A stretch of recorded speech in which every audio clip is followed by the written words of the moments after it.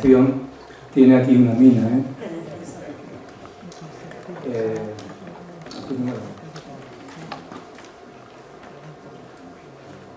Antonio, por favor.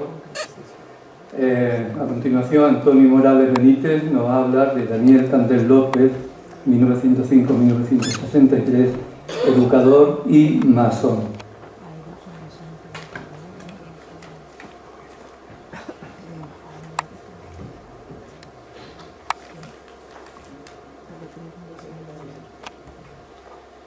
Bueno, pues buenos días y desde luego enhorabuena a los organizadores por la recuperación de esta jornada que tanto nos aportan y que tanto hemos echado de menos durante estos años. En este sentido, pues, es un logro para todos volver a encontrarnos aquí y comentar las cosas que estamos haciendo. En lo que les voy a hablar, pues vamos a seguir con la línea de investigación iniciada hace algunos años sobre la masonería en el campo de Gibraltar, a la que llevo dedicándome tantos años, en concreto a la biografía de un personaje no demasiado desconocido, Daniel Candel, educador y miembro de una de las logias más prestigiosas de Andalucía, como es la logia Trafalgar de Algeciras.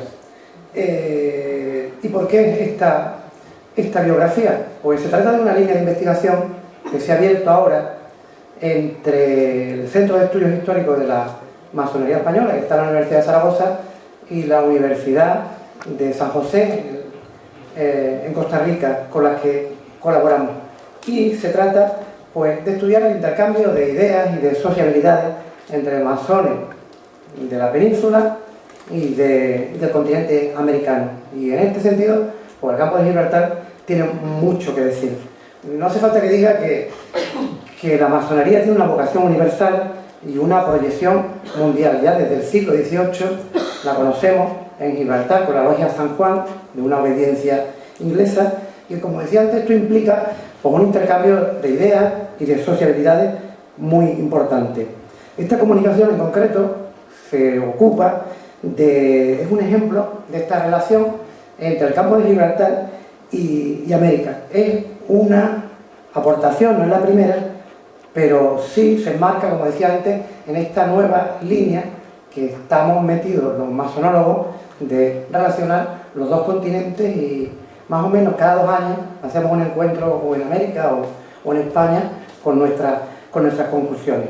Efectivamente, al campo de Gibraltar llegaron masones procedentes del continente americano, y del campo de Gibraltar emigraron en los años 20 y en el siglo XIX muchos masones, y a partir de la guerra civil, pues esta emigración se va a convertir en exilio político. No hace falta que recuerde que uno de los promotores de la masonería en el campo de Gibraltar se había iniciado en una logia de La Habana, y que el fundador de la primera logia del siglo XX en la línea posteriormente emigró a Estados Unidos y fue el fundador de numerosas logias en el estado de Florida. A partir de ahí encontramos un flujo continuo de masones, porque se extiende con estos comerciantes, con estos profesionales que emigraban o se exiliaban a América, y hay numerosos lazos que ahora pues intentamos descubrir. Además, cada logia tiene unos personajes que se llaman garantes de amistad, con unas relaciones privilegiadas pues con logias de Venezuela, de México, de Uruguay, de Chile.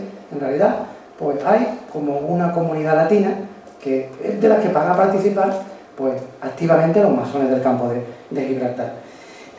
Como decía antes, esta comunicación va a ser en los dos sentidos, tanto de campos gibraltareños en América como de americanos en nuestra comarca. Y la masonería se va a convertir indudablemente en un potente vehículo de ideas y de sociabilidades entre las dos, como quizás no se ha conocido en esta comarca.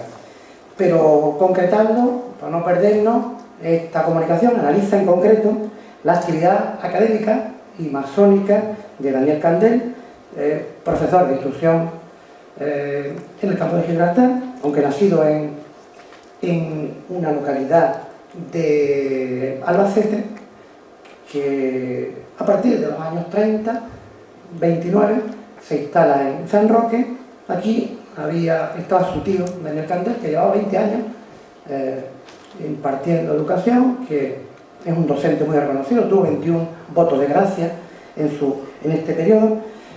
Y nuestro personaje, pues, como a tanta, la guerra civil le rompió la vida, pero tuvo oportunidad en una remota comarca de Argentina, en la Patagonia, de poner en práctica sus ideas de escuela moderna. Un modelo que había defendido la República, de escuela laica, mixta, con una educación científica, y sobre todo había que asegurar las condiciones materiales que garantizasen que, como decía él, leo textualmente, la cultura y la educación del pueblo sea una realidad, no una mera declaración.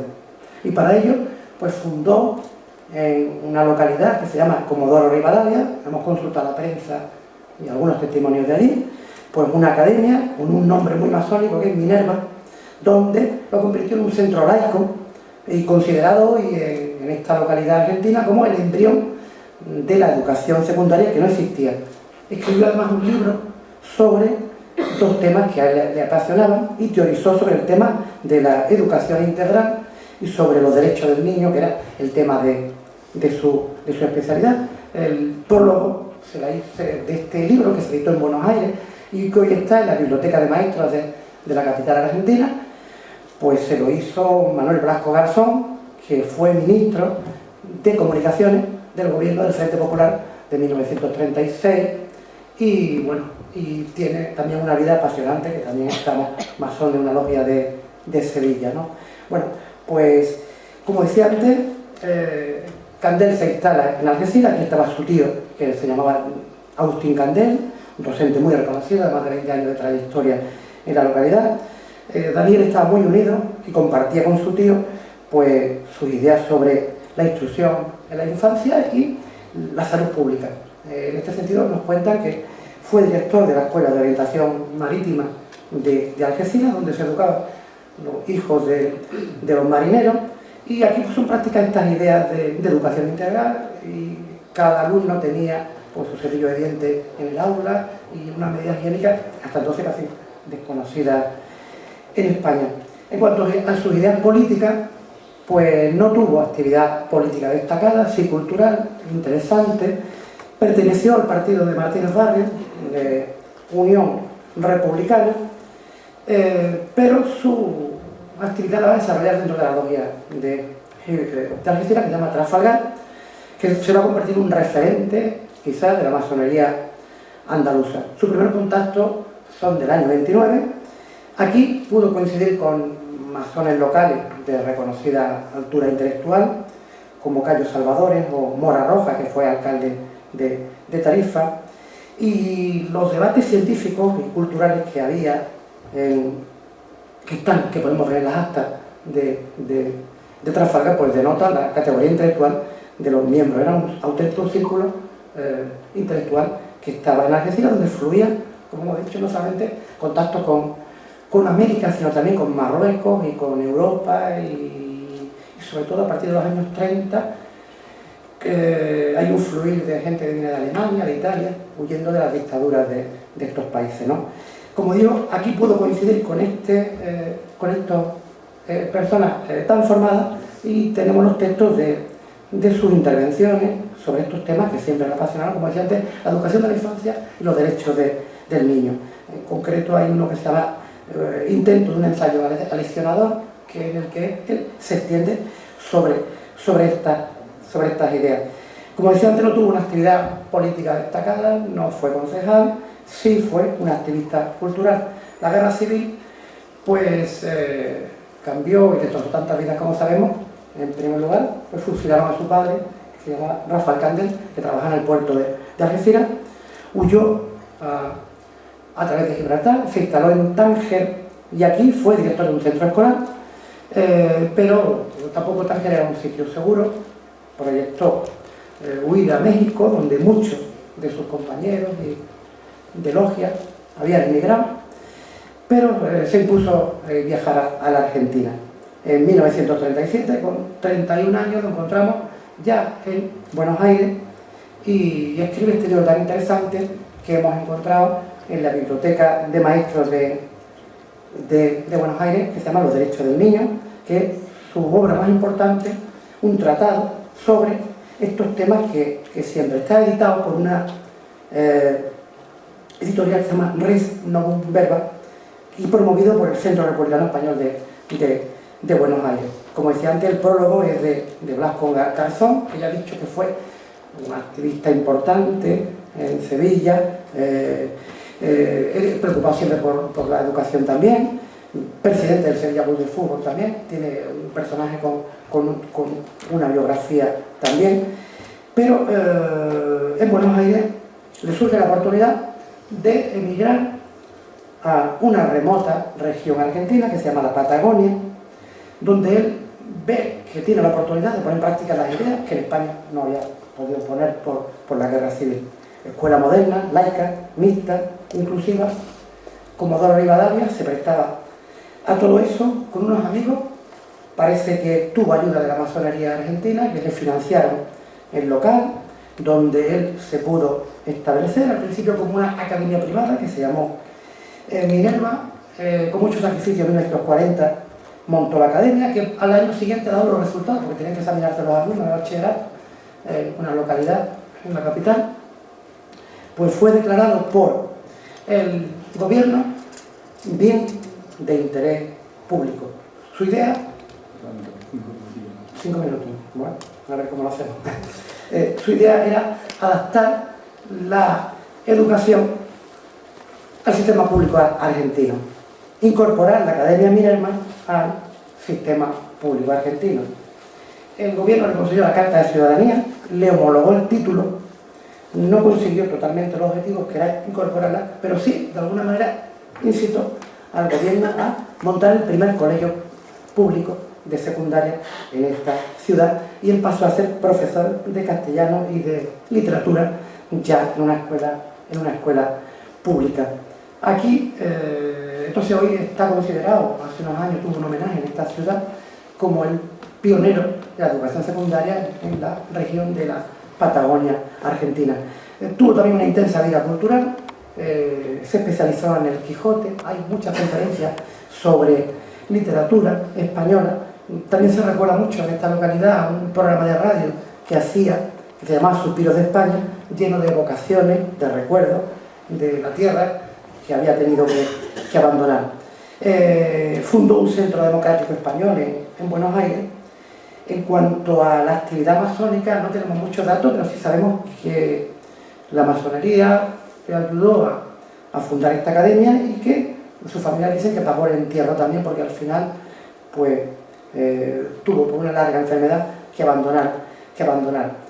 En España, mientras tanto, pues, el régimen no se había olvidado de él. Franco había aprobado una ley de represión del comunismo y de la masonería, y se iban a iniciar procedimientos judiciales contra Daniel Candel. Ya su tío, Agustín Candel, fue condenado a 20 años de cárcel, que cumplió en la prisión del Puerto de Santa María. Sí tenía información de que estaba en esta remota región argentina, que había militado en Unión Republicana, que era masón. Esto era suficientemente ya para que fuera condenado a 12 años o a 20 de prisión. Pero pues no estaba al alcance del tribunal y finalmente fue declarado, pues tuvieron que sobreseer su sumario. Sí descubrimos una carta donde él tuvo relación con una de las instituciones más prestigiosas de España, que eran los asilos del Pardo, que es un colegio para niños difíciles, que dependía de la Institución Libre de Enseñanza de Madrid, para que acogía a niños pobres, y quizás sea una de las instituciones más interesantes que tuvo la Institución Libre de Enseñanza. Tenemos conferencias también que impartió en un círculo mercantil de Comodoro Rivadavia. Finalmente, pues, se archivaron la causa que había contra él en el 45, y en el 58, pues todavía la Dirección General de Seguridad estaba pidiendo informes de su situación que había estado. Como decía antes, su tío sí fue represaliado y estuvo en la cárcel de Puerto Santa María. En cuanto a las conclusiones, pues evidentemente, que ya tengo poco tiempo, Es un caso representativo de uno de los maestros de la Segunda República, comprometido con el modelo de escuela pública que preconizaba este régimen y hoy que tanta literatura nos está dando. Pero tuvo una segunda oportunidad y esta idea de escuela integral, de educación, este modelo de enseñanza lo pudo aplicar en la Argentina y, como decía, pues está considerado hoy como el pionero de la educación secundaria en una zona, pues como sabéis, pues enorme, ¿no? Nos cuentan que allí se está creando su vida, su obra, y en esto estamos metidos de recuperar tantas vidas, tantas biografías como la guerra civil nos partió y fue lo que acabó de dar con nuestra historia, con nuestra tradición democrática, masónica y liberal. Él era católico, liberal y demócrata, y desde luego siempre nos cuentan que compartió las esperanzas de algún día ver su patria con un régimen democrático, pero que él ya no vería. Creo que la historia está para recuperar también esta biografía. Nada más, muchas gracias.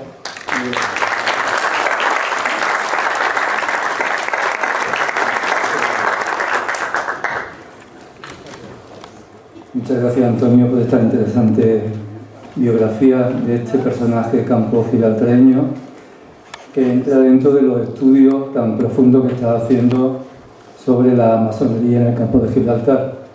Ahora le toca el turno